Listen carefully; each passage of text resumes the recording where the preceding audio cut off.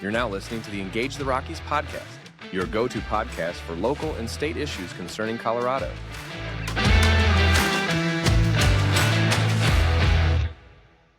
Hello, Colorado. This is the Engage the Rockies podcast. I am your host, Jarvis Caldwell, with your weekend review for July 15th through the 19th. If you'd like the show notes with the links to the stories we're covering today, please visit engagetherockies.com and sign up to our email. Every Friday, we'll send you a list of articles when a new episode is released. Around the state, a federal judge in Denver ruled against the plaintiffs in a voter intimidation lawsuit Thursday, ending a trial early after finding the organizations behind the suit hadn't presented sufficient evidence against a group of Donald Trump supporters. U.S. District Judge Charlotte Sweeney issued her ruling Thursday morning. The trial had started Monday, more than 2 years after the lawsuit was filed by a trio of voting and civil rights organizations, including the local chapters of the NAACP and the League of Women Voters, against the U.S. Election Integrity Plan. That group, made up of supporters of the Republican former president, had been accused of questioning residents of high-density areas and places where ethnic and racial minorities live about their votes. The lawsuit said the group also photographed voters' homes as part of a pattern of door-to-door voter intimidation. But Sweeney found that the evidence and testimony presented by the plaintiffs at trial to prove intimidation were insufficient, according to Colorado Newsline, which first reported the ruling Thursday morning. The defense had made a motion to end the trial early. Sweeney was appointed to the bench by Democratic President Joe Biden. The case relied in part on a post-Civil War anti-Ku Klux Klan law that sought to protect black voters who were being intimidated from using the ballot box by white Americans. Moving on.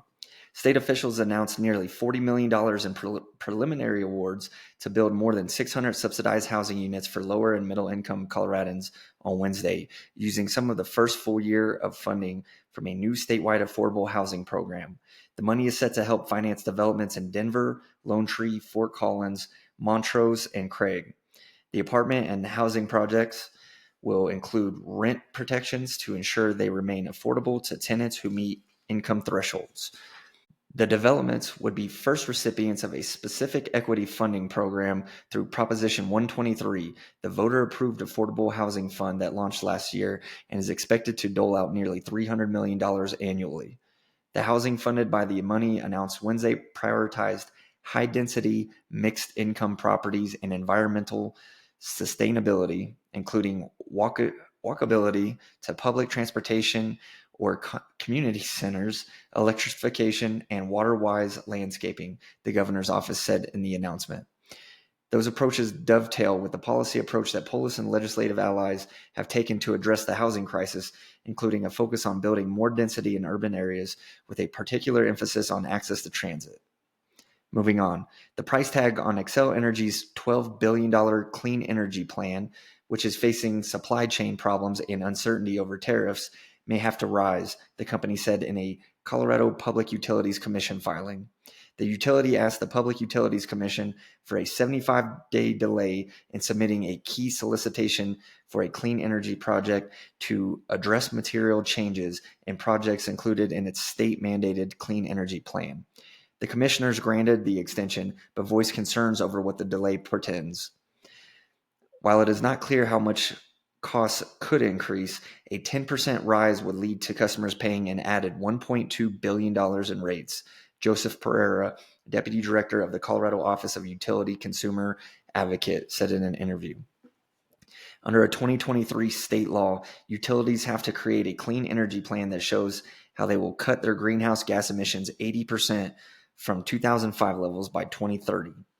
Xcel Energy submitted a $15 billion plan in December 2023, proposing 7,100 megawatts of new generation and storage to achieve its targets. That plan was almost double in cost of the one the utility initially proposed in 2021. Moving on. After years of taking steps to keep zebra mussels out of Colorado's rivers and lakes, state officials said on Tuesday they are devastated to learn the invasive species has now made its way into the Colorado River, potentially affecting 4 states, and they are working on a rapid response to stop it from spreading. This news is devastating, said Tina Berganzini, Grand Valley Water Users Association General Manager. Having our canal and the Colorado River test positive increases the threat of this invasive species and could impact everyone in the Grand Valley. The ramifications cannot be underestimated or overstated from irrigation to drinking water, she said. On July 1st, the state's aquatic nuisance species team collected a plankton sample from the government Highline Canal near Clifton.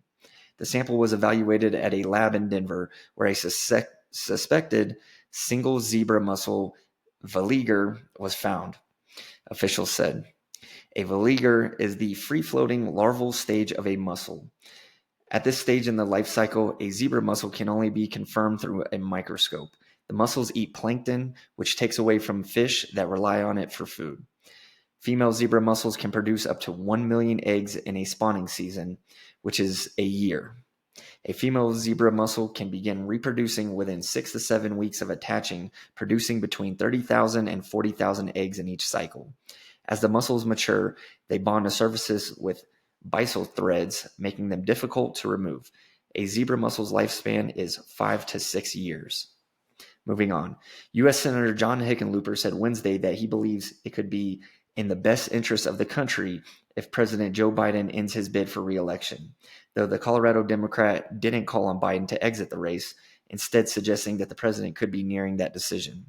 Hickenlooper's remarks came as leading Democrats, reportedly including former President Barack Obama, former House Speaker Nancy Pelosi, and Senate Majority Leader Chuck Schumer, increased pressure on Biden to step aside amid worries the 81-year-old's shaky performance in last month's presidential debate could help hand the White House to former President Donald Trump and control of Congress to the Republicans.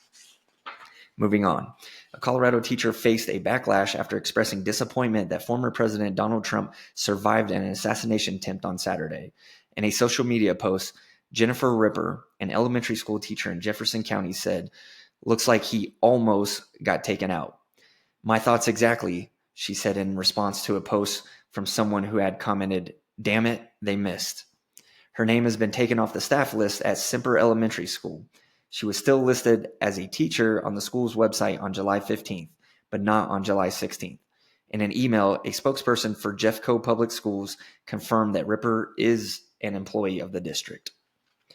From around El Paso County, fentanyl and alcohol-related deaths rise in El Paso County, coroner's report shows. Overall trends show decreases in fatalities from homicides, accidents, and overdoses. Although drug overdose deaths involving the potent synthetic opioid pain reliever fentanyl continue to increase in El Paso County, the 6-year rate of rise seems to at least be flattening, according to the 2023 coroner's report released Tuesday. For the first time in El Paso County's history, fentanyl has surpassed methamphetamine and is now the most commonly drug identified as a cause of death. Of the county's 212 accidental overdose fatalities last year, 122 involved fentanyl.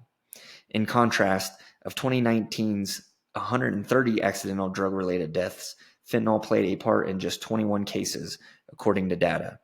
Homicides were down 36% in 2023 over 2022 to 50 in total, mirroring a nationwide trend. El Paso County Coroner Leon Kelly attributes the local decrease to declines in nearly every injury category, including firearms. Homicides most frequently occurred in relation to an escalating altercation or domestic or family violence. Motor vehicle fatalities decreased by 19% to 62 deaths, following a pattern similar to homicides. And lastly, the El Paso County Fair is entering its last couple of days. You can still partake in the fun until this Saturday, July 20th. Find out more at elpasocountyfair.com. Those are your top stories for the week of July 15th through July 19th. Please tune in each Friday for your weekend review from Engage the Rockies. Please continue to like, share, and subscribe for more great content. If you like the full articles from the stories we read today, sign up to our email list at engagetherockies.com and we'll send you our show notes each week. Thank you. Thank you for listening to the Engage the Rockies podcast, your go-to podcast for local and state issues concerning Colorado.